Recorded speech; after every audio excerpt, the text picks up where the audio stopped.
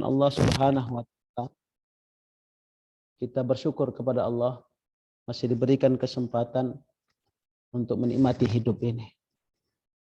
Bapak Ibu sekalian, ketika Allah Subhanahu wa taala masih memberikan kesempatan hidup kepada kita, itu artinya kita masih bisa untuk menambah peluang-peluang kebaikan, bekal dalam perjalanan panjang kita nanti kepada Allah Subhanahu wa taala. Karena hal yang paling dirindukan oleh mereka yang sudah berpulang kepada Allah adalah ingin kembali hidup sebentar saja di muka bumi ini. Bukan ingin memperbaiki karirnya, bukan ingin menambah hartanya, bukan pula ingin berkumpul dengan keluarganya. Tapi yang mereka rindukan adalah mereka ingin bisa beramal karena merasakan betapa pentingnya amal ketika sudah pulang kepada Allah Subhanahu wa taala.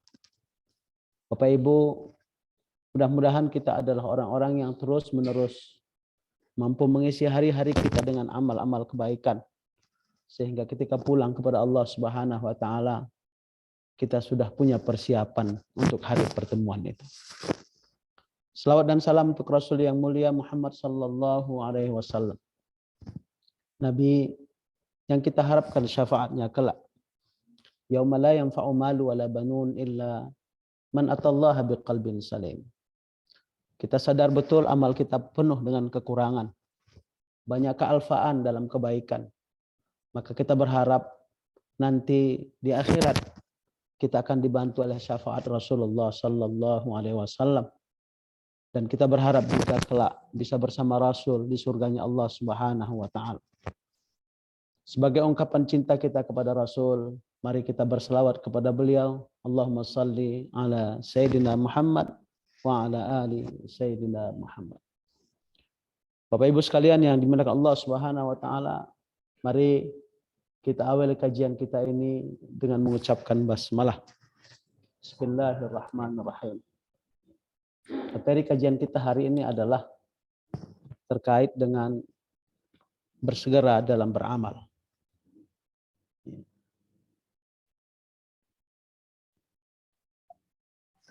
Ya, bersegera dalam beramal.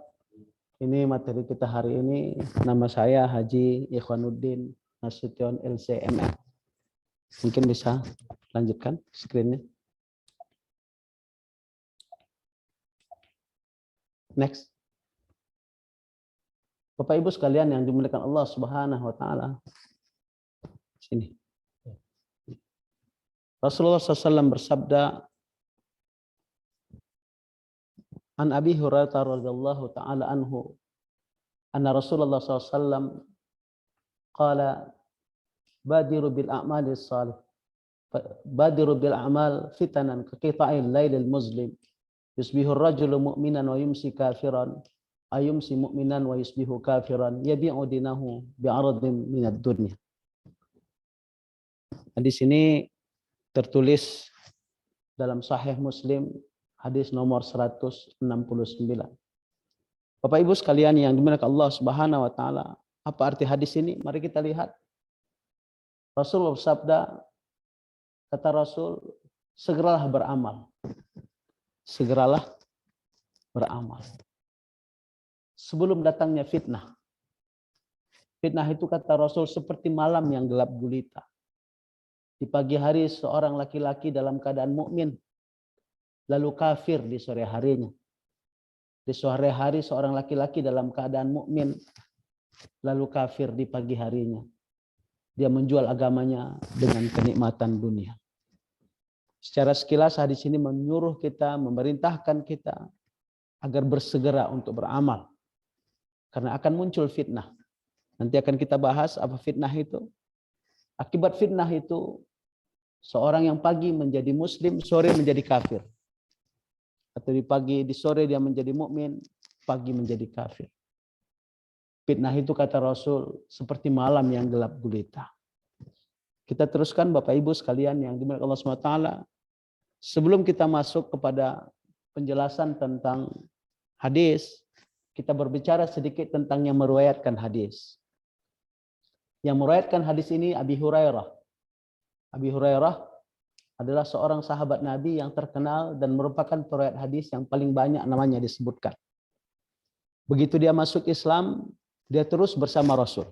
Jadi Bapak Ibu sekalian, Abi Hurairah begitu masuk Islam, dia terus bersama Rasul. Kebersamaannya dengan Rasul lebih kurang cuma 4 tahun. Berapa tahun Bapak? Cuma 4 tahun. 4 tahun itu dia maksimalkan. Dan di kalangan sahabat yang paling banyak meriwayatkan hadis adalah Abi Hurairah. Pesan yang kita ambil dari sini adalah lamanya seseorang menjadi muslim tidak menjamin bahwa dia menjadi orang yang berilmu. Ada banyak orang yang baru saja masuk ke dalam Islam, tapi karena dia menekuninya, dia mendalaminya, akhirnya dia menjadi lebih pengetahuannya ketimbang yang lain. Karena banyak di antara kita yang menjadi muslim hanya karena ayah ibunya muslim, tapi dia tidak pernah mendalami keislamannya. Ini pesan yang kita ambil dari Abi Hurairah ini.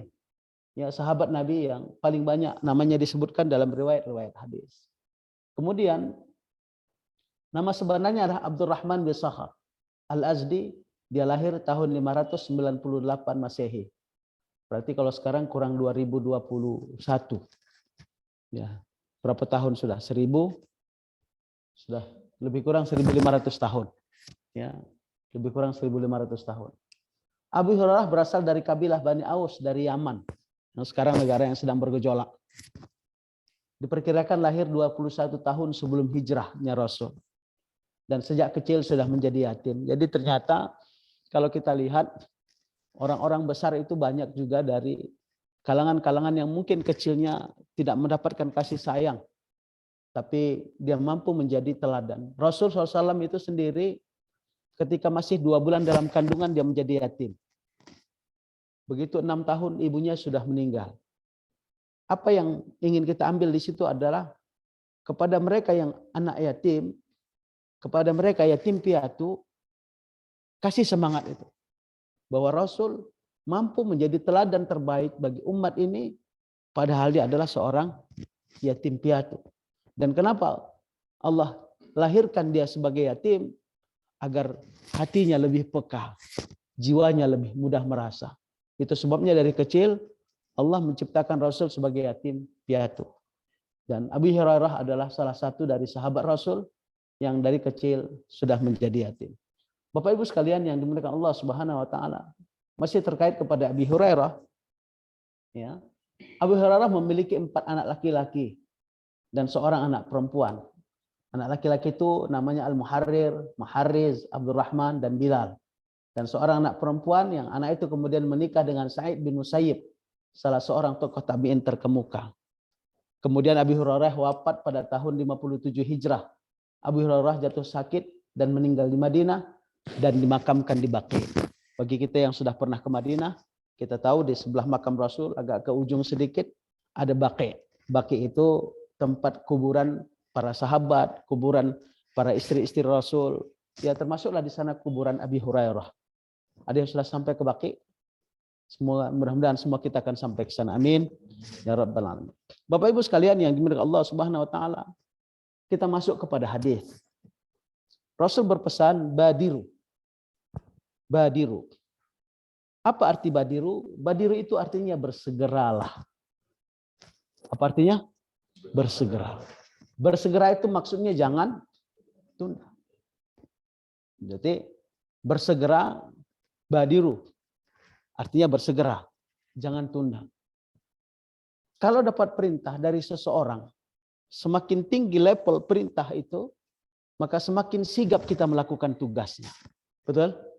Perintah dari orang yang dekat kita, dari sahabat. Perintah dari, katakan kalau kita yang bermasyarakat, perintah dari teman sekampung. Perintah dari kepala desa. Perintah dari camat. Perintah dari bupati. Perintah dari gubernur. Perintah dari presiden. Semakin tinggi level perintah itu, maka semakin semakin cepat kita melaksanakan tugas itu. Semakin tinggi level perintah itu, semakin hati-hati kita melaksanakan perintah. Betul? Bapak Ibu sekalian, tidak usah jauh-jauh. Ya, kadang-kadang ketika kita mendapat perintah dari presiden untuk bertemu dengannya, pertemuan itu jam 12 misalnya. Jam berapa kita hadir? Ada yang pernah bertemu sama presiden? Hah? Jam berapa kita hadir? Jam 12:05. Kita akan hadir. Kenapa? Bersegera. Yang merintahkan untuk pertemuan itu adalah presiden. Tidak usah presiden, yang di bawahnya saja gubernur. Ketika datang perintah, kita akan ketemu jam 11 misalnya. Jam 10 kita sudah berada di ruangan. Menunggu kehadiran. Kalau presiden biasanya 2 jam. Sebelum presiden masuk, kita sudah berada di ruangan dan semua sudah safety sebelum presiden datang. Itu perintah. Maka Bapak Ibu sekalian, semakin tinggi level yang memerintahkan, semakin sigap kita untuk melaksanakan perintah itu. Itulah maksud badiru, bersegera. Jangan tunda. Itu makna badiru. Yang kedua, arti badiru adalah berlombalah. Arti badiru, berlombalah. Ketika kita kaitkan dengan kata amal, badiru bil amal, berlombalah dengan, atau kalau kita ambil arti yang pertama, badiru bil amal, bersegeralah, jangan tunda. Apa yang tidak boleh ditunda? Untuk beramal. Kemudian kalau kita ambil makna yang kedua, badiru, berlombalah. Apa artinya? Badiru bil amal, berlombalah dalam beramal. Jadi pesan hadis ini ada dua. Ketika kita mengambil makna badiru. Makna badiru pertama, bersegeralah. Jangan tunda. Makna badiru yang kedua adalah berlombalah. Bapak Ibu sekalian, kalau kita kaitkan yang dua ini, bersegeralah, jangan tunda, dan berlombalah dalam Rasul menyuruh kita berlomba dalam beramal, melakukan amal. Apa itu amal? Bapak Ibu sekalian, amal itu adalah, ya, ada yang tahu apa itu amal? Amal adalah harakatul jismi awil qalbi. Yang dikatakan amal adalah gerak tubuh atau gerak hati kita. Itu amal. Gerak tubuh dan gerak hati kita. Atau gerak tubuh atau gerak hati kita. Setiap gerak tubuh atau gerak hati kita adalah amal. Maka kalau kita lihat, bersegeralah beramal, bersegeralah menggerakkan tubuh dan menggerakkan hati. Kalau kita sholat, itu amal. Apa yang kita gerakkan? Tubuh kita. Apa yang kita gerakkan? Hati kita. Apa yang di hati itu? Niat. Maka kalau diperintahkan badiru bil amal, bersegeralah beramal, maka kita akan melihat gerakan tubuhmu, gerakan hatimu, lombalah atau berlombalah dalam menggerakkan tubuh, dalam menggerakkan hati. Itu amal. Ketika disebutkan amal, di sini maksudnya amal saleh. Dalam hadis lain, badiru bil amalis salihah, bersegeralah beramal saleh. Amal saleh adalah amal yang atau pekerjaan yang di dalamnya menjanjikan pahala. Yang di dalamnya menjanjikan pahala. Maka secara tidak langsung ketika Rasul mengatakan badiru bil amal, bersegeralah, jangan tunda. Berlombalah, jangan kalah dalam perlombaan itu. Apa yang harus disegerakan? Bersegeralah untuk beramal, melakukan kebaikan yang ada janjian pahala di sana. Baik itu dengan hatimu atau itu dengan perbuatan fisikmu. Jadi perbuatan hati akan dinilai oleh Allah Subhanahu wa taala. Perbuatan fisik pun akan dinilai oleh Allah Subhanahu wa taala. Bapak Ibu mungkin pernah dapat sebuah hadis. Al-qatilu wal maqtulu finnar. Orang yang membunuh dan yang dibunuh akan masuk ke dalam neraka. Sahabat bertanya, ya Rasulullah, kalau dia membunuh, wajar masuk neraka. Fama balul maqtul. Lantas kenapa yang dibunuh pun masuk neraka? Kata Rasul, hanya karena dia juga berniat untuk membunuh saudaranya. Kebetulan saja dia yang terbunuh. Kalau dia tidak terbunuh, maka sesungguhnya dialah yang akan membunuh saudaranya. Jadi itu yang dikatakan amal. Amal adalah harakatul jismi awil qalbi, gerak tubuh atau gerak hati. Jika amal salih berarti amal yang di dalamnya dijanjikan pahala oleh Allah Subhanahu wa taala. Jika amal fasid, amal yang rusak adalah amal yang di dalamnya ada ancaman dosa dari Allah Subhanahu wa taala. Kita teruskan Bapak Ibu sekalian. Itu arti badiru bil amal, bersegeralah untuk beramal. Pertanyaannya adalah, mengapa kita harus bersegera dalam beramal? Jawaban pertama adalah, kenapa kita harus bersegera dalam beramal? Karena Waktu yang kita miliki adalah hari ini. Waktu yang kita miliki, kenapa harus segera? Karena kita yang punya cuma waktu hari ini. Hari-hari kita ini kita bagi menjadi 3. Ada yang disebut dengan hari kemarin. Ya, hari kemarin. Seburuk dan sebaik apapun masa lalu kita, semuanya hanya tinggal kenangan. Kita tidak punya kemampuan untuk merubahnya. Ini hari kemarin. Ya, buruk. Dulu ada kejahatan yang kita lakukan. Baik, ada kenangan yang kita lakukan. Semua hanya tinggal kenangan. Kita tidak punya kemampuan untuk merubahnya. Betul? Itu hari kemarin. Itu hari yang pertama. Hari yang kedua, dalam Islam disebut hari esok. Hari yang kita berharap dapat bertemu dengannya. Tahun baru sudah dekat. Masehi. Kita berharap bisa bertemu dengannya. Namun tidak ada jaminan bahwa kita akan mendapatkannya. Betul? Tidak ada jaminan untuk hari esok. Bahwa kita akan bertemu dengan hari esok.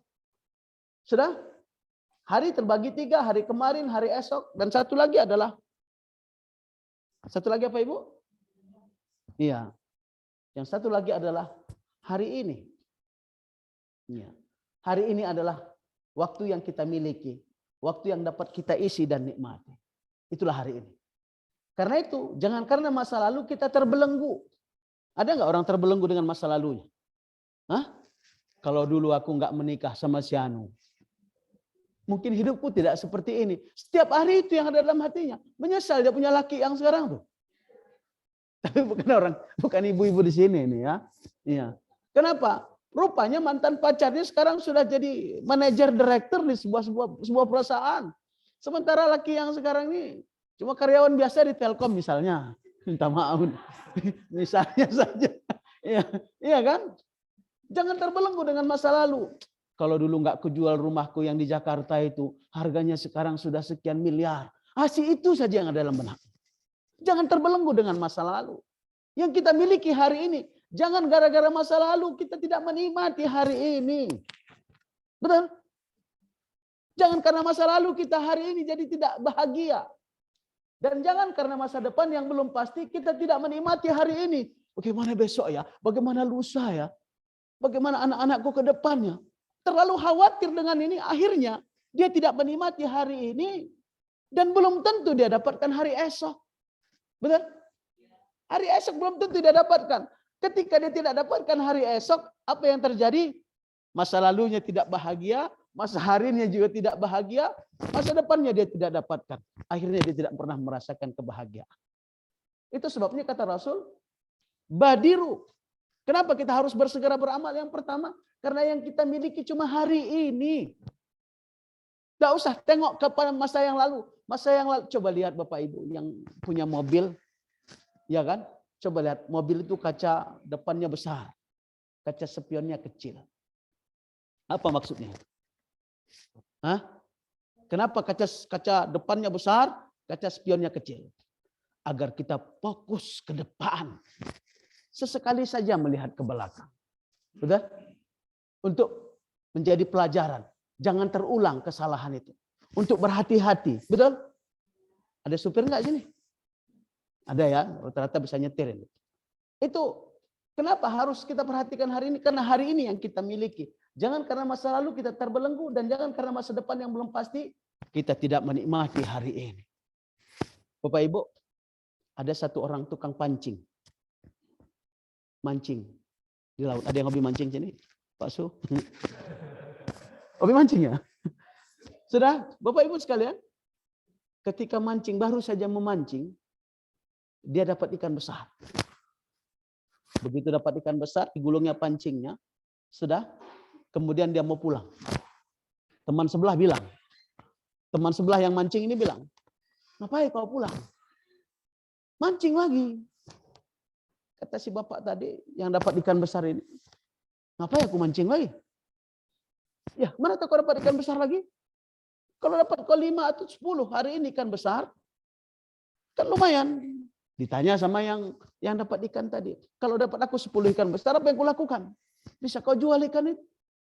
Kau dapat uang. Kau bisa beli macam-macam dengan uang itu. Lantas, ya setelah kau punya macam-macam, kau bisa menikmatinya dengan keluargamu. Kata teman yang mancing itu. Apa katanya Ibu? Bapak, Dia bilang, ya aku mau pulang ini menikmati sama keluarga aku lah ini. Ikan yang seekor itu. Begitulah kadang-kadang kita Bapak Ibu sekalian. Bermimpi ingin mengumpulkan. Tujuannya adalah ingin membahagiakan keluarga. Belum sempat ada kebersamaan dengan keluarga. Kita pun pulang dan akhirnya kita tidak menikmati kebersamaan dengan keluarga. Jadi jangan karena masa lalu kita terbelenggu. Jangan karena masa depan yang belum pasti kita tidak menikmati hari ini. Kemudian Bapak Ibu sekalian, hidup kita seperti buku tulis. Seperti buku tulis. Sejelek apapun goresan masa lalu, namun catatan besok masih kosong. Betul? Macam diare, agenda. Sudah? Sejelek apapun masa lalu itu sudah berlalu. Sejelek apapun masa lalu itu sudah berlalu. Ya. Sejelek apapun masa lalu itu sudah berlalu, tapi masa ini sekarang ini kosong. Yang hari ini kosong dan ke depan kosong. Kitalah yang akan mencatatkannya. Kapan kita mulai mencatatkannya? Hari ini. Setelah kita tahu kepentingan hari ini, setelah kita tahu betapa hari ini akan menjadi penentu ke depan. Jangan sampai masa lalu itu merusak masa depan kita. Cukup sekali-sekali kita lihat seperti kaca spion itu. Bapak Ibu sekalian yang dimuliakan Allah Subhanahu wa taala. Kita lanjutkan. Jika di sini hari ini kita menyesal akan catatan kelam masa lalu, sungguh masih ada peluang perbaikan. Betul? Kalau sekarang nyesalnya kita, ada manfaatnya enggak? Sekarang nyesalnya ada manfaatnya enggak? Ada. Kenapa? Kita masih bisa melakukan kebaikan. Kita masih bisa merubahnya. Kenapa hari ini? Karena kalau hari ini kita menyesal, ya, akan catatan kelam masa lalu, sungguh masih ada peluang perbaikan yang bisa kita lakukan untuk hari ini dan ke depan. Sebelum penyesalan sudah tidak berarti. Kapan penyesalan itu tidak berarti? Hatta idza jaa ahadahumul maut qala rabbirji'un la'alli a'malu salihan fima tarak kalla innaha kalimatun huwa qailuha wa min waraihim barzakhun ila yaumi yub'atsun. Kata Allah Subhanahu wa taala, Bapak Ibu, hatta idza jaa ahadahumul maut, sehingga ketika datang kematian. Bapak Ibu, cerita kematian adalah cerita tentang hal yang gaib yang kita tidak tahu kapan akan datang kepada kita. Tapi setiap yang bernyawa pasti akan mati. Dalam hadis dijelaskan, ketika datang kematian, Bapak Ibu sekalian, akan diperlihatkan kepada kita tempat kembali kita. Sekali lagi saya ulang, ketika datang kematian, akan diperlihatkan kepada kita tempat kematian kita. Maka orang-orang yang tidak beramal saleh berusaha lari dari kematian itu. Resah, gelisah. Seperti kita yang sudah divonis, ditunjukkan tempat kita di mana akan diletakkan. Maka perasaan kita tidak akan pernah merasakan ketenangan. Kita akan ingin lari dari tempat itu. Itu sebabnya kalau kita lihat hadis, ruh seseorang itu dicabut dari kaki. Awalnya dari ujung kaki. Terus naik ke betis. Terus ke paha. Terus ke atas. Terus keluar dari mulut. Dan ketika pergi diiringi oleh mata. Dalam hadis dikatakan, innar ruha idza qubida tabi'ahul basar. Ruh itu kalau dicabut akan diiringi kepergiannya oleh mata. Bapak Ibu sekalian, saya mencoba mencari. Kenapa dari kaki dicabut? Perlahan naik ke atas. Jawabannya kata para ulama, agar dia tidak bisa melarikan diri. Karena ketika seseorang diperlihatkan kepadanya tempat kembali di akhirat, ketika diperlihatkan kepadanya tempat nanti dia akan kembali ke sana, terutama tempat itulah tempat azab, dia ingin lari dari situ. Tapi sudah tidak bisa lari. Kenapa? Ruh dari kakinya sudah mulai dicabut. Kaki sudah tidak bisa bergerak. Karena itu Bapak Ibu sekalian, dia akan sangat khawatir dan takut. Maka dalam Al-Quran disebut wan-nazi'ati gharqa, wan-nasyitati nashta, wan-nazi'at. Cara Allah mencabut ruh seseorang yang buat maksiat, disentakkan ruh itu. Wan-nasyitati nashta. Tapi orang beriman akan dicabut ruhnya secara lembut. Seperti orang yang menaruhkan air ke perigi, menaruhkan timba ke perigi, dan kemudian menarik air itu dari timba itu, dari perigi itu. Bagaimana dia menariknya? Pelan, karena takut air itu tumpah. Begitulah ruh orang yang beriman. Tapi tidak ada jaminan kepada kita. Karena itu Bapak Ibu sekalian, jika hari ini kita menyesal, kita punya peluang untuk memperbaiki itu. Jika hari ini kita sadar keburukan-keburukan kita bisa bertobat dan meningkatkan kebaikan itu. Ini kesempatan yang sudah hilang. Kapan kesempatan hilang? Hatta idza jaa ahadahumul maut, ketika gargarah. Sadarlah kita, banyak kelalaian, banyak kealfaan, tidak ada lagi artinya waktu itu. Jangankan kita, Fir'aun sendiri ketika sudah berada di Laut Merah saat tenggelam, dia berkata, inni amantu bima amanat bihi Banu Israel. Saya beriman sebagaimana orang Banu Israel beriman. Tapi sudah tidak ada kesempatan itu.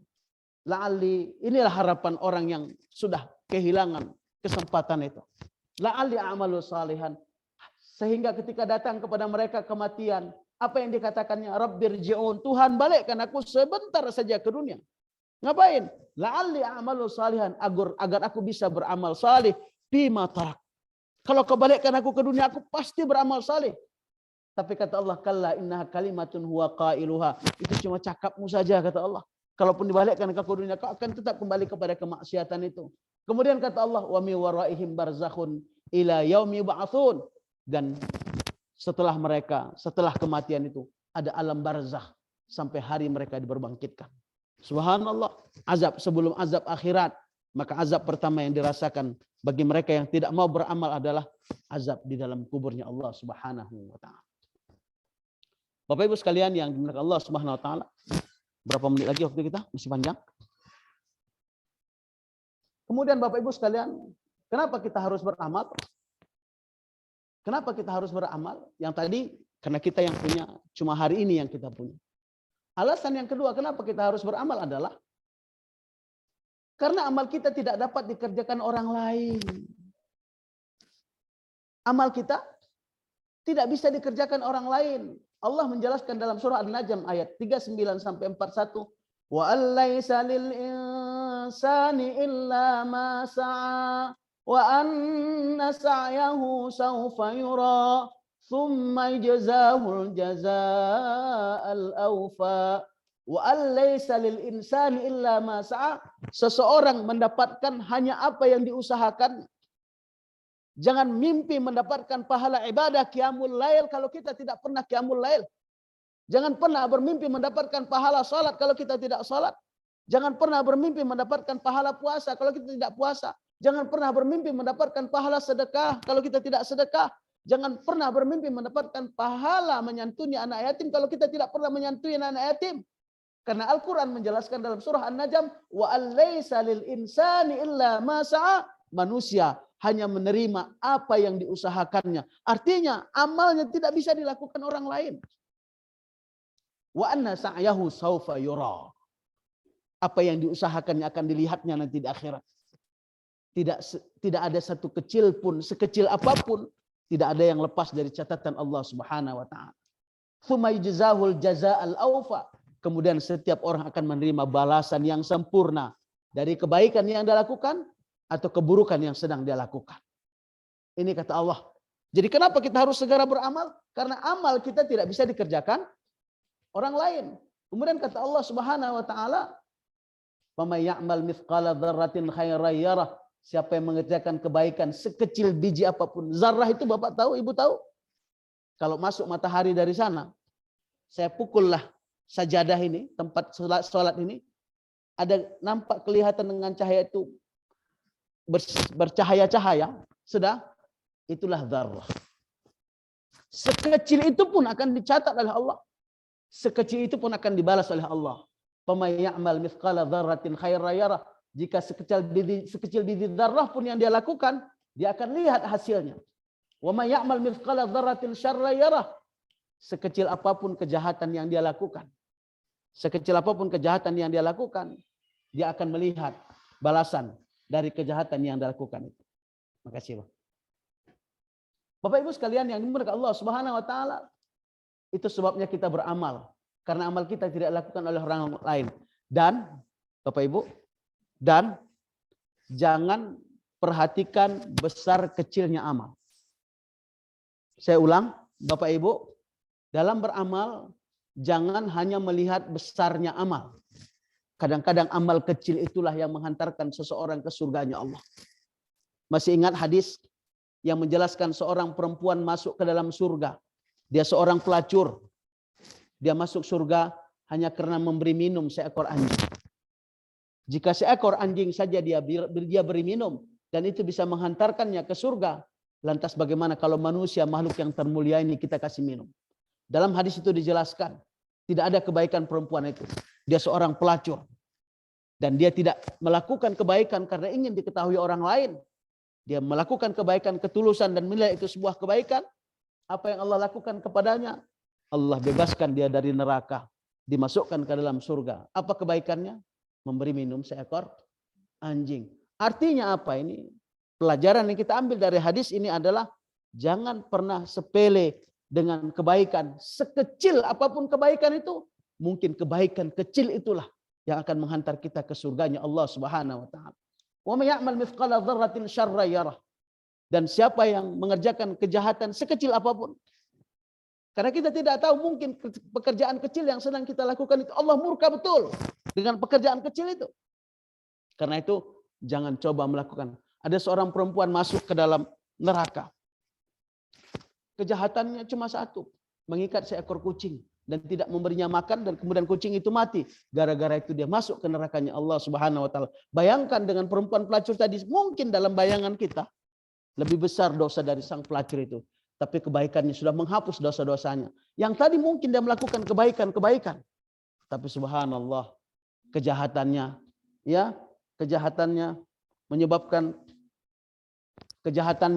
menyebabkan dia masuk ke dalam nerakanya Allah Subhanahu wa taala. Dalam surah Al-Mu'minun ayat 103, Allah Subhanahu wa taala menjelaskan kepada kita, fa idza nufikha fis-sur fala ansaba bainahum yawma idzin wa la yatasaalun.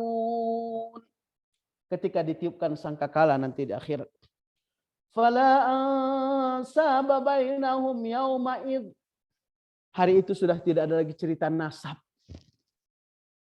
Nak, sudah tidak berlaku. Mak, sudah tidak berlaku. Ayah, sudah tidak ada cerita ayah. Yauma yafirrul mar'u min akhihi wa ummihi wa abihi wa sahibatihi wa banihi. Hari itu orang akan lari dari sahabatnya. Hari itu orang akan lari dari ayah dan ibunya. Ibu bilang, tolong aku nak. Si anak bilang, aku pun tidak tahu bagaimana dengan nasibku wahai ibu. Si ayah bilang, bantu aku wahai anakku. Kita akan katakan hari ini tidak ada saling membantu. Wala yatasaalun, dan orang-orang hari itu tidak bertanya tentang keadaan orang lain. Kenapa tidak bertanya tentang keadaan orang lain? Karena dirinya sendiri sedang sibuk dengan keadaan dirinya.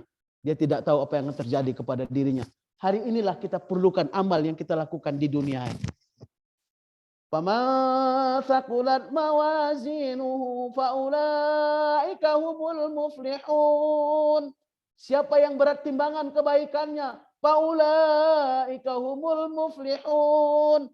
Dialah orang-orang yang beruntung. Kapan kita buat kebaikan itu? Sekarang. Hari ini, di sini. Sebelum datang kematian. Kenapa harus kita lakukan?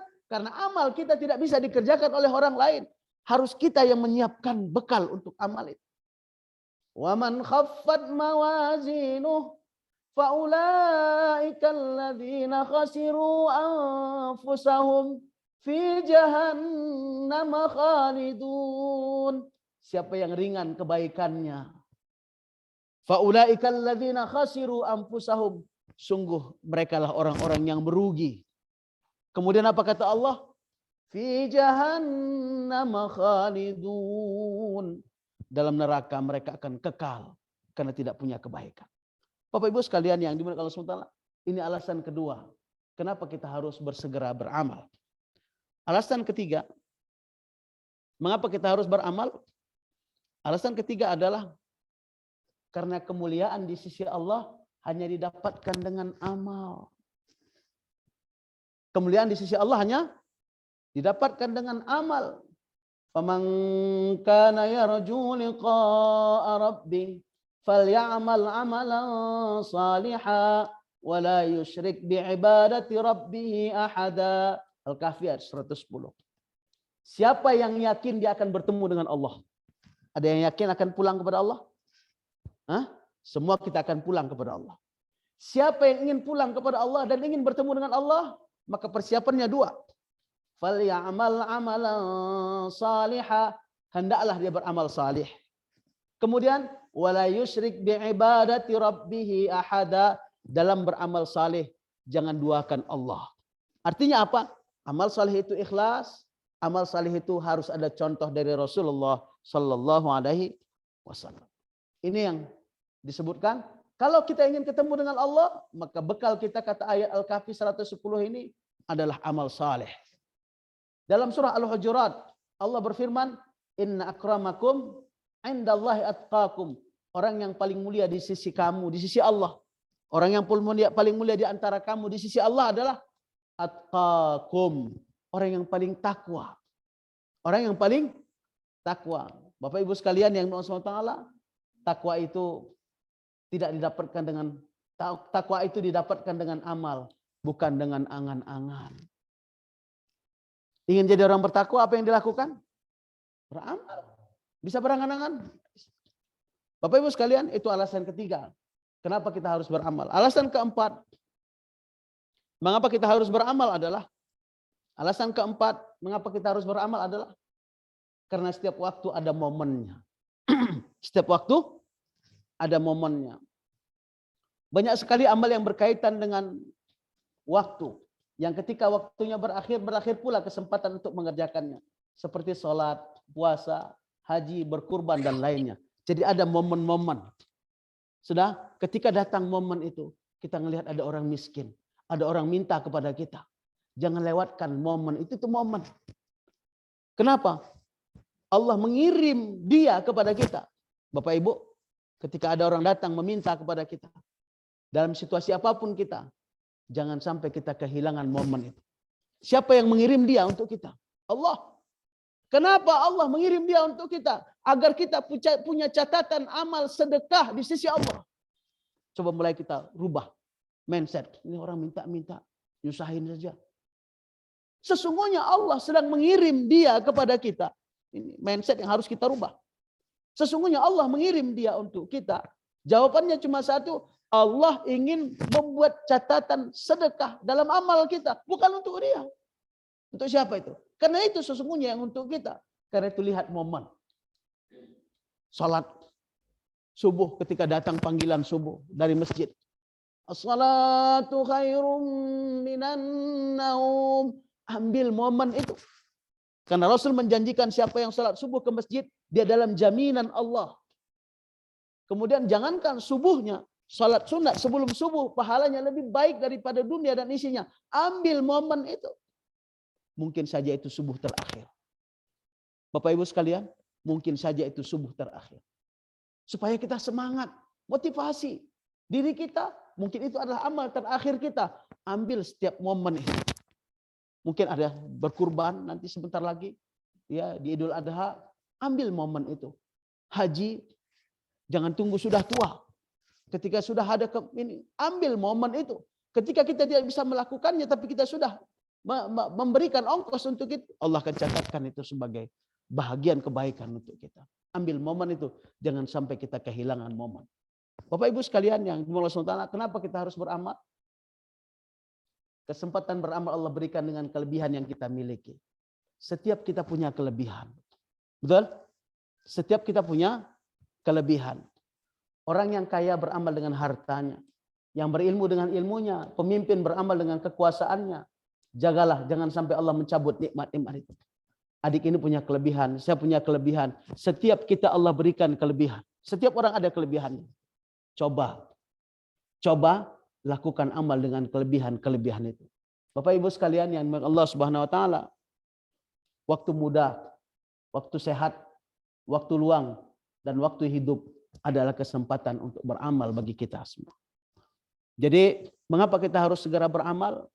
Paling tidak ada 5 alasan yang kita sampaikan tadi. Bapak Ibu sekalian yang dimuliakan Allah Subhanahu wa taala, waktunya masih ada? Ya.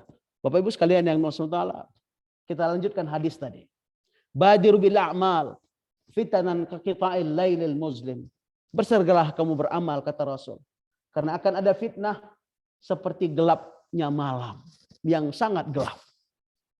Apa maksudnya? Mari kita lihat. Bersegeralah beramal karena akan ada fitnah yang menghalangi seseorang dari amal. Fitnah itu seperti malam yang gelap gulita. Di malam yang gelap gulita, tanpa cahaya akan sangat sulit bagi kita menentukan arah jalannya. Betul? Gelap kali. Tahu kita mau kemana jalan? Jangankan di tempat yang asing. Di rumah sendiri kita sering ketabrak dinding. Iya kan? Tersipak meja. Waktu mati lampu. Pernah dia mati lampu tempat orang ibu? Pernah ya? Oh, syukurlah. Samalah berarti kita. Kan waktu mati lampu Bapak Ibu, sudah waktu mati lampu kita sedang makan misalnya. Begitu mati lampu, terbayang nggak di mana kita letakkan senter? Atau HP paling tidak, tapi HP biasa di tangan. Ini kalau misalnya HP tidak di tangan, kita sedang cas HP itu, tiba-tiba lampu mati. Kita terbayang senter di kamar. Oh, senter di kamar di samping bantal. Sudah, kita sedang di dapur ini. Mulus nggak perjalanan menuju mendapatkan senter itu? Kita kadang-kadang sudah pikir ini nggak boleh, gini jalan ke kiri, agak lurus terus, tapi jangan terlalu lurus karena di kanan ada tembok, ada kereta yang diparkir di situ. Kita sudah membayang-bayangkan, jangan terlalu ke kiri ada rak piring di situ, iya kan? Kita sudah bayang-bayangkan ini. Begitu jalan ternyata kita nabrak rak piring juga. Kenapa? Sulitnya menentukan arah. Begitulah yang dikatakan Rasul, sulitnya nanti beramal. Kenapa?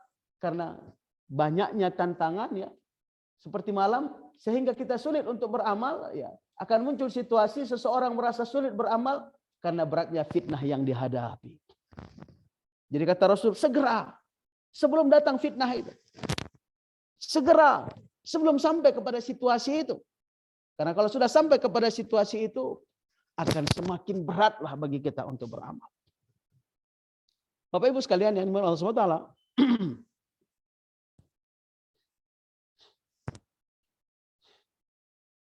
fitnah dalam bahasa Arab artinya ujian. Bukan fitnah dalam bahasa Indonesia. Fitnah bahasa Indonesia menuduh seseorang melakukan sesuatu yang tidak diperbuatnya. Itu fitnah dalam bahasa Indonesia. Tapi fitnah dalam bahasa Arab artinya ujian atau cobaan. Jadi kalau kata Rasul, bersegeralah untuk beramal sebelum datang ujian. Sebelum datang cobaan. Ujian cobaan yang menguji keteguhan seseorang, ya, itulah fitnah atau cobaan. Dalam bahasa Arabnya fitnah. Kenapa? Karena kita semua, Bapak Ibu, kita semua akan diuji oleh Allah Subhanahu wa taala. Mari kita lihat dalam surah Al-Ankabut ayat 2 dan 3. Ahasiban nasu ay yutraku ay yaqulu amanna wa hum la yuftanun. Wa laqad fatanna alladhina min qablihim فَلَيَعْلَمَنَّ اللَّهُ الَّذِينَ صَدَقُوا وَلَيَعْلَمَنَّ الْكَاذِبِينَ.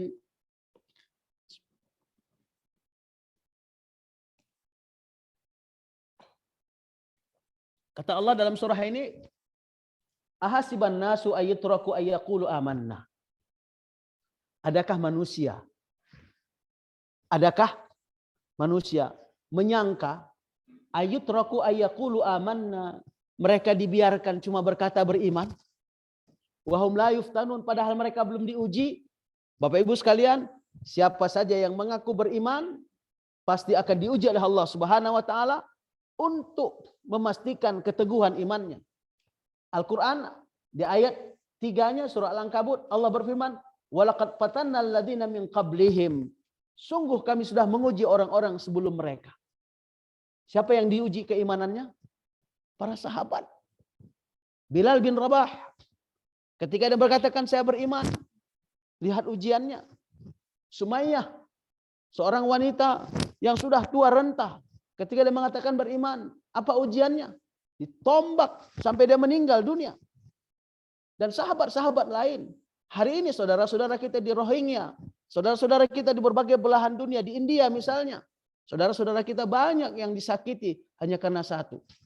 Apa sebabnya? karena beriman. Kata Al-Quran, walaqad fatannal ladzina min qablihim. Kami akan menguji, kami telah menguji orang-orang sebelum mereka. Kenapa diuji? Fala ya'lamannallahu alladzina sadaqu, agar Allah tahu siapa sesungguhnya yang benar-benar beriman. Ujian itu untuk memastikan benar enggak dia beriman, apa cuma mulutnya yang beriman. Wala ya'lamannal kadzibin, agar Allah juga tahu siapa yang berdusta, tidak benar dengan apa yang diucapkannya. Jadi ini makna fitnah. Jadi fitnah itu artinya ujian atau cobaan. Bapak Ibu sekalian, kita singkatkan, fitnah itu terbagi kepada dua. Fitnah yang pertama yang membuat kita susah untuk beramal. Karena kata Rasul, beramallah sebelum datang fitnah. Fitnah itu ada dua. Fitnah yang pertama adalah fitnah syahwat. Fitnah syahwat disebutkan dalam surah Ali Imran ayat 14. Zuyina linnasi hubbus syahwati minan nisa. Manusia itu dipenuhi syahwatnya dengan perempuan. Kalau laki-laki. Kalau laki-laki, kalau perempuan, fitnahnya adalah laki-laki. Wal banin, fitnahnya anak. Coba lihat berapa banyak orang yang gara-gara perempuan, dia kemudian murtad dari agamanya. Betul? Berapa banyak laki-laki, berapa banyak perempuan, gara-gara laki-laki, dia murtad dari agamanya. Betul? Dan sekarang itu yang sedang terjadi, kita lihat. Kita tidak tahu apa yang dia lihat dari seseorang itu. Mudah sekali dia pindah agama dan diekspos, diberita secara besar-besaran. Ya, ini fitnah. Syahwat, karena keinginan yang besar kepada wanita itu.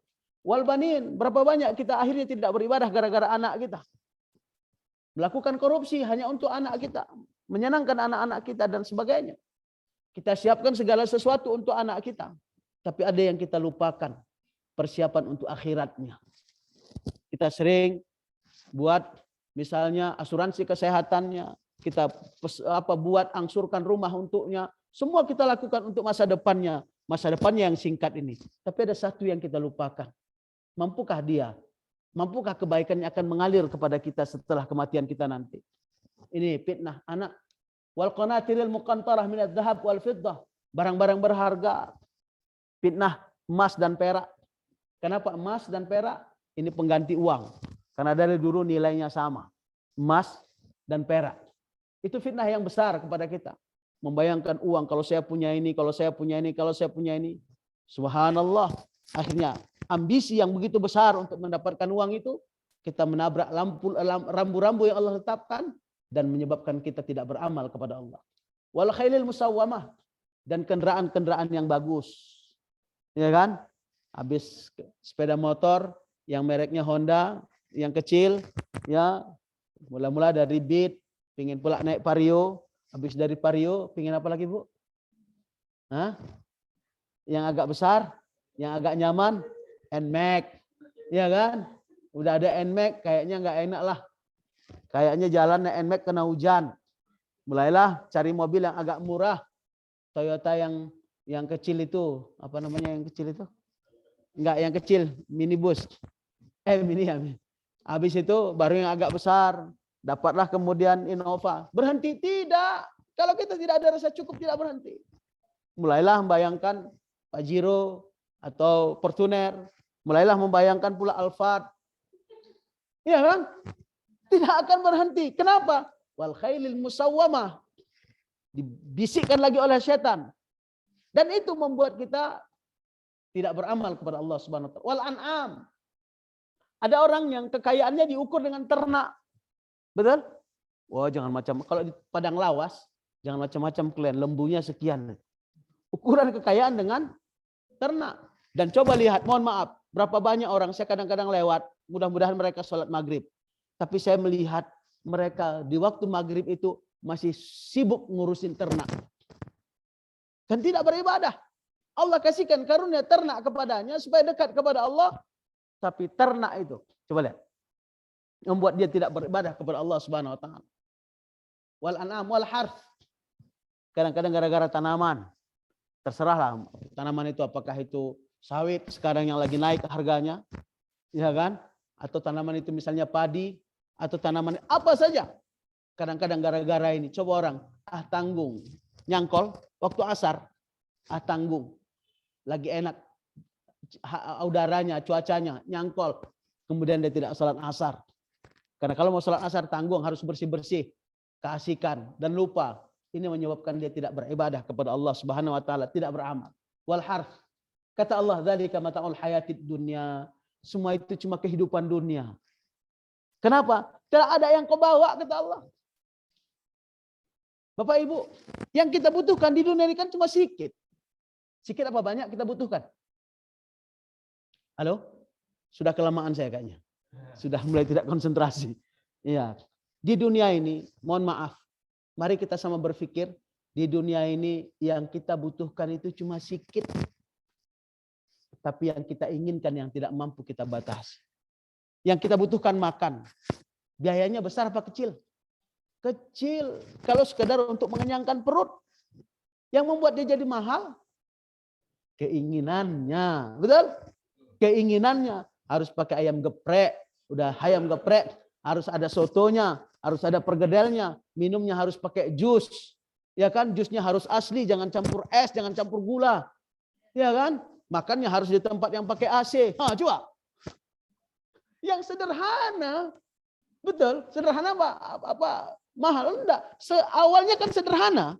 Kecil. Apa yang membuat jadi mahal? Keinginan.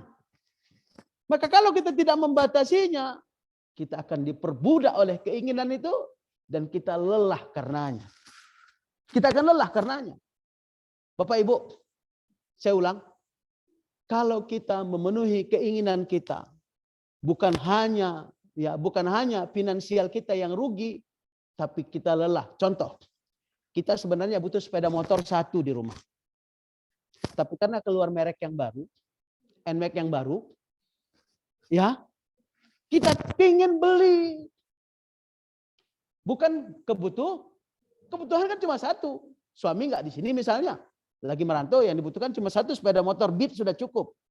Tapi karena keluar sepeda motor yang baru, ya, NMAX baru misalnya, sudah, maka karena keinginan kita beli.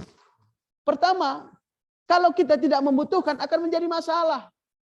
Yang pertama, begitu kita bawa pulang menjadi masalah tempatnya. Rumah agak kecil. Cuma karena mau bergengsi, pertama tempatnya. Pertama, sebelum tempat, menghamburkan uang. Karena kita tidak butuhkan. Yang kedua, tempatnya. Menyusahkan nggak? Menyusahkan. Harus mengeluarkan, menggeser setiap pagi, kalau nggak kita pakai harus dipanaskan mesinnya. Yang ketiga, pemborosan. Kita harus bayar pajaknya setiap tahun. Karena kita tidak membutuhkannya. Apa saja yang kira-kira tidak kita butuhkan di dunia ini dan kita ingin memilikinya karena keinginan, siap-siaplah kita akan jadi beban. Kita akan menjadi beban kita dan kita lelah karenanya. Betul? Tempat tidur. Kalaulah luas tempat tidur kita, seluas ini, karpet yang depan ini semua. Berapa yang kita perlukan? Berapa yang kita perlukan? Yang kita perlukan cuma sebadan kita ini aja kan? Atau kita guling-guling, kita panjangkan kaki kita sepanjang-panjang itu. Supaya kita bisa menikmati. Ya tetap ya segitu juga yang kita butuhkan. Tapi keinginan. Allah. Di sini kita mulai cerdas lah. Agar seluruh dari kebutuhan, sisa dari kebutuhan kita itu, kita jadikan amal. Untuk tabungan kita kepada Allah Subhanahu wa taala. Karena itu syahwat yang akan memalingkan kita dari kehidupan akhirat nanti. Kata Allah, dzalika mata'ul hayatid dunya. Semua itu cuma kehidupan dunia. Tidak lama kamu akan tinggalkan itu. Tiba-tiba kita sudah tua. Tiba-tiba kita sudah, begitu kita tua, mohon maaf, bagi yang kemarin bermimpi punya rumah besar, berlantai 2 atau berlantai 3, sudah punya kolam renang, punya taman di belakang, tempat untuk ngopi dan sebagainya. Begitu dia tua, mulai dia menyesal. Yang besarlah rumahnya. Betul? Nggak bisa lagi naik ke atas. Lutut udah sakit kalau naik tangga. Ke belakang dia. Nengok, dulu masih ada anak-anaknya. Begitu dia menua, anak-anaknya sudah cari tempat lain. Menengok kolam renang pun udah sesak nafas. Belum mandi di kolam renang itu. Subhanallah. Ya, dari kemataulah. Jadi syahwat. Jadi fitnah syahwat. Itu yang pertama. Yang kedua, ya fitnah syubhat. Jadi fitnah itu ada dua yang memalingkan kita dari ibadah. Fitnah syubhat adalah fitnah yang berkaitan dengan akidah. Fitnah yang menyebabkan seseorang ragu terhadap agamanya, syariatnya, Al-Quran, dan sunnah nabinya. Ini fitnah ini sekarang sedang berkembang. Fitnah ini sekarang sedang berkembang. Menyebabkan orang ragu terhadap agamanya. Coba lihat, saya heran. Saya buka di berita itu, ada setiap hari saya lihat ada berita orang yang keluar dari agama Islam. Digembar-gemborkan, dibesar-besarkan. Apa maksudnya? Supaya kita menganggap agama sama. Yang kedua, apa maksudnya? Supaya kita mulai ragu dengan ajaran Islam. Karena mereka artis, mereka tokoh. Akan banyak orang mengikuti mereka. Dan itu fitnah syubhat. Yang membuat kita ragu, membuat orang lain ragu terhadap agama. Syariatnya. Mulailah jilbab dipermasalahkan. Mulailah ibadah-ibadah kita dipermasalahkan. Hari ini coba lihat. Kalau kaitan keagamaan Islam mulai digeser. Tanggalnya nggak digeser. Cuma digeser hari libur. Karena dan sebagainya. Ada upaya-upaya yang terus mereka lakukan untuk menekan Islam ini. Syariatnya. Fitnah terhadap Al-Quran. Sudah mulai ada Adi Armando yang bilang tidak ada kewajiban sholat 5 waktu dalam Al-Quran. Ya, sudah mulai ada orang menghujat Al-Quran, menghujat sunnah dan sebagainya. Ini tujuannya satu. Agar kita tidak beribadah, agar kita meragukan agama kita. Orang yang ragu terhadap sesuatu, dia tidak akan melakukan sesuatu untuk yang dia ragukan. Itu betul? Orang yang ragu terhadap sesuatu, dia tidak akan meragukan. Dia tidak akan melakukan sesuatu untuk yang dia ragukan. Dia hanya akan melakukan jika dengan ada keyakinan. Bapak Ibu sekalian yang dimuliakan Allah SWT, ini saja mungkin hari ini semoga Allah SWT menjaga kita dari berbagai fitnah dan membimbing kita untuk tetap teguh dalam beramal kepada Allah SWT. Amin ya rabbal alamin. Bapak Ibu sekalian, ini materi kita hari ini dari hadis Badir bil amal fitanan kaqita'il lail muslim yusbihu rajulun mu'minan wa yumsi kafiran wa yumsi mu'minan wa yusbihu kafiran yabi'u dinahu bi'ardin minad dunya. Karena fitnah itu dia menjual agamanya hanya untuk mendapatkan sepotong dari dunia. Hadis sahih Muslim dalam nomor hadis 169. Demikian, ma'afu minkum, wassalamualaikum warahmatullahi wabarakatuh.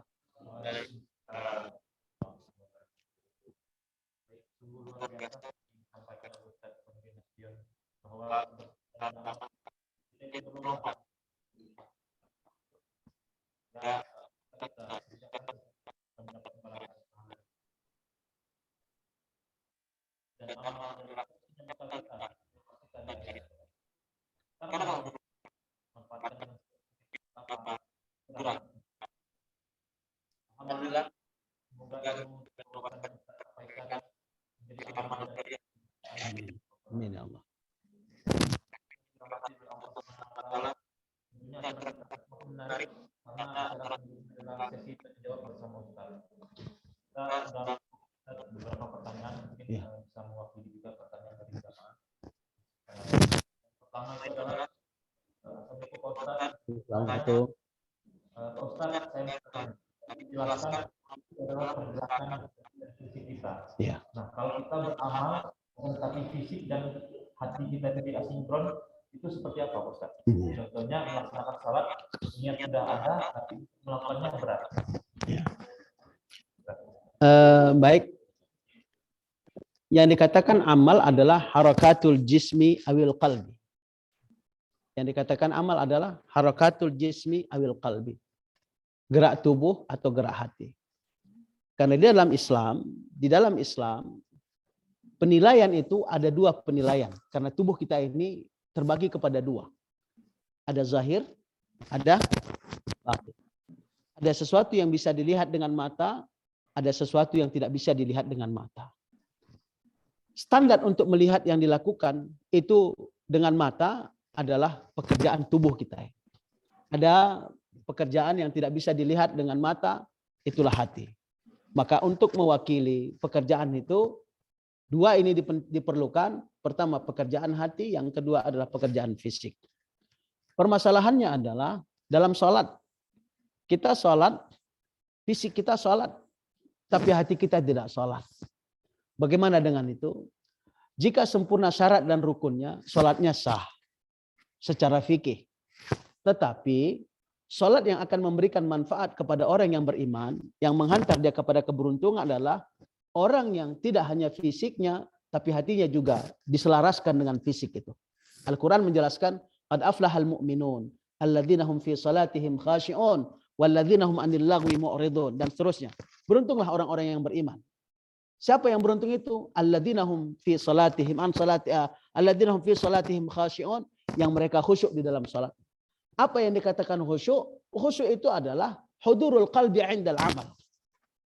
Ya, Bapak Ibu sekalian, apa yang dikatakan khusyuk? Khusyuk adalah hudurul qalbi 'indal amal. Hadirnya hati ketika melakukan sesuatu. Kita mungkin tidak bisa 100%, tapi dalam setiap amal, terutama salat, maka kita mencoba menghadirkan hati kita sehingga kita menikmati apa yang kita ucapkan. Kita menikmati apa yang sedang kita kerjakan. Subhanallah, kalau kita nikmati itu akan terasa indah salat yang kita lakukan itu. Kenapa? Apalagi dalam salat itu kita sedang berdialog dengan Allah Subhanahu wa taala. Iyyaka na'budu wa iyyaka nasta'in. Ya Allah, kepadamu kami menyembah, kepadamu kami minta tolong. Ihdinas siratal mustaqim. Tunjuki kami ke jalan yang lurus. Jadi, pertanyaan yang pertama tadi, bagaimana jika tidak selaras hati dengan tubuh kita, dengan gerakan tubuh kita? Salatnya sah jika sempurna syarat dan rukun.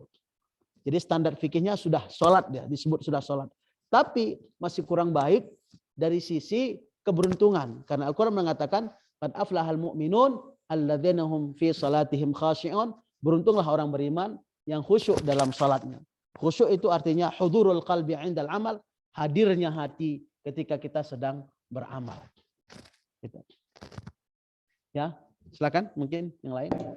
Baik, terima kasih Pak Ustadz. Untuk pertanyaan selanjutnya, mungkin yang terakhir Pak Ustadz. Manusia adalah makhluk yang sering sekali menyesali masa lalu Pak Ustadz. Sehingga sangat sulit berkembang dan maju karena ada beban masa lalunya. Nah, bagaimana Pak Ustadz kita sebagai muslim yang baik ini menyikapi beban masa lalu dan bisa mengubah masa lalu ini menjadi motivasi diri kita untuk menjadi pribadi yang lebih baik lagi ke depannya Pak Ustadz. Ya. Membaca sejarah adalah satu cara kita untuk melihat masa lalu. Ada banyak orang masa lalunya kelam. Tapi Islam mengubah semua masa lalunya itu. Umar bin Khattab, orang yang memiliki masa lalu yang kelam. Siapa yang pernah membayangkan Umar akan terbaring di samping tubuhnya Rasul? Coba lihat ke Madinah. Di Madinah, di samping makam Rasul, kemudian sebelahnya Abu Bakar, sebelahnya Umar. Ya, kalau kita melihat masa lalu seperti melihat masa lalu Umar, ya, dia ingin membunuh Rasul. Kita baca sejarah itu. Tapi kemudian begitu dia masuk dalam Islam, semua dia tutup masa lalunya. Dan dia tidak ingin mengaitkan masa lalunya dengan kehidupan yang hari ini, jika itu merusak kehidupan yang hari ini.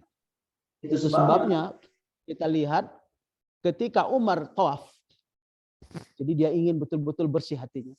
Ketika dia tawaf, sampai di batu ini, Hajar Aswad, apa yang dilakukan Umar? Coba baca sejarah.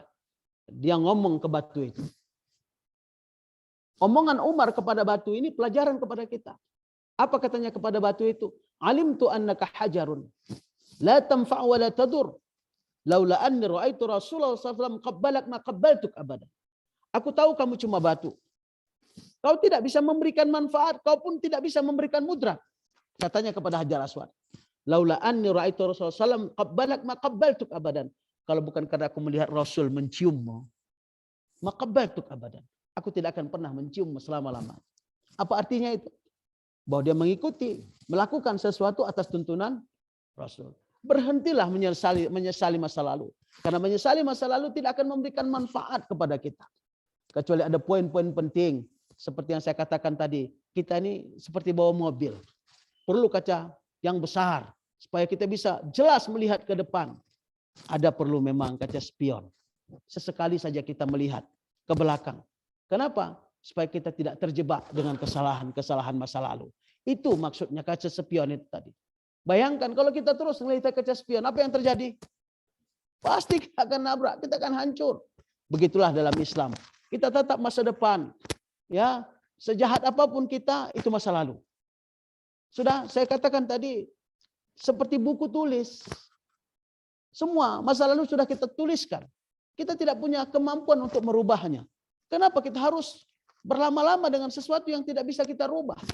Kenapa kita harus bersedih dengan sesuatu yang kita tidak bisa lakukan apapun lagi terhadap itu? Kuburlah itu. Biarkan ia berlalu. Seperti berlalunya masa kelam bagi Umar. Dan begitu dia masuk ke dalam Islam, dia menjadi seorang tokoh yang mampu mengubah kehidupan dunia ini. Karena katanya azanallah bil Islam, pamatanat nabtagil izza bi ghairil islami adzallana Allah.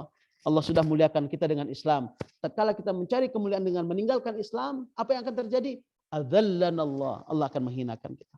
Jadi itu untuk ke Bapak, ya, lihatlah. Kalau yang positif ambil, tapi kebanyakan yang tidak positif tinggal.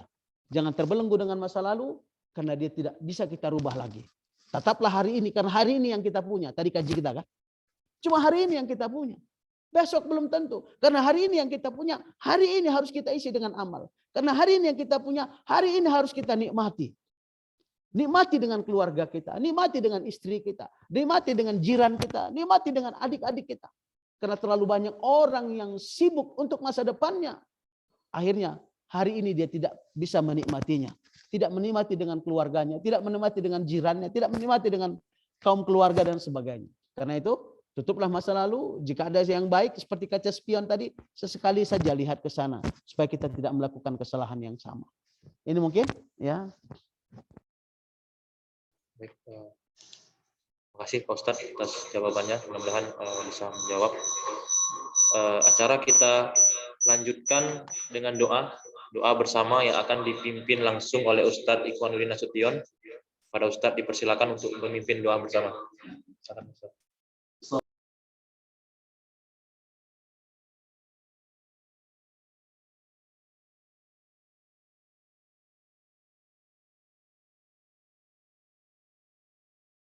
Wassalatu wassalamu ala asyrafil mursalin nabiyina Muhammadin wa ala alihi wa sahbihi ajma'in. Allahumma anfa'na bima 'allamtana, Allahumma anfa'na bima 'allamtana, Allahumma anfa'na bima 'allamtana wa 'allimna 'ilman alladhi yanfa'una ya mujibas sa'ilin. Rabbana la tada' lana fi maqamina hadha dhanban illa ghafartah, wa la 'aiban illa satartah, wa la daynan illa qadaitah, wa la bala'an illa dafa'tah, wa la musafiran illa wasaltah, wa la ghaiban illa radattah.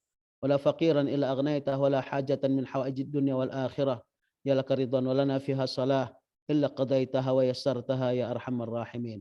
اللهم اجعل جمعنا هذا جمعا مرحوما تفرقنا من بعده تفرقا معصوما.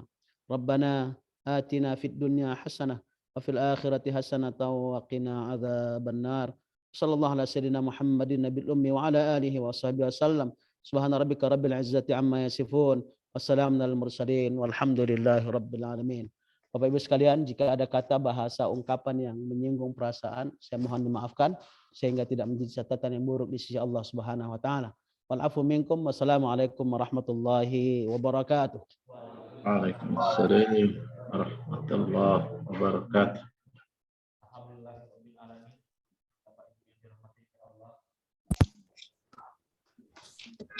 Akhirnya kita sudah ada di penghujung acara. Mudah-mudahan apa yang disampaikan oleh guru kita Ustadz Ikhwanuddin Nasution dapat kita amalkan dalam kehidupan kita sehari-hari, dan juga mudah-mudahan kita terus diberikan keistiqomahan untuk selalu hadir dalam majelis ini. Amin amin ya rabbal alamin. Terima kasih sekali lagi kepada Ustadz Ikhwanuddin Nasution yang sudah berkenan memberikan ilmunya untuk kita semua, dan juga kepada MTTG Regional 1 dan MTTG Witel Sumut sehingga dapat terselenggaranya majelis kita pada pagi hari ini. Akhir kata, saya Hari Herbeno sebagai MC pamit undur diri, ditutup dengan doa kifaratul majelis. Subhanallahumma wa bihamdika asyhadu an la ilaha illa anta astaghfiruka wa atubu ilaik. Rabbana atina fid dunya hasanah wa fil akhirati hasanah wa qina azabannar. Wassalamualaikum warahmatullahi wabarakatuh.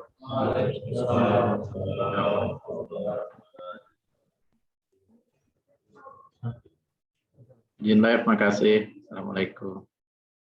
Waalaikumsalam. Terima kasih Bapak Ibu.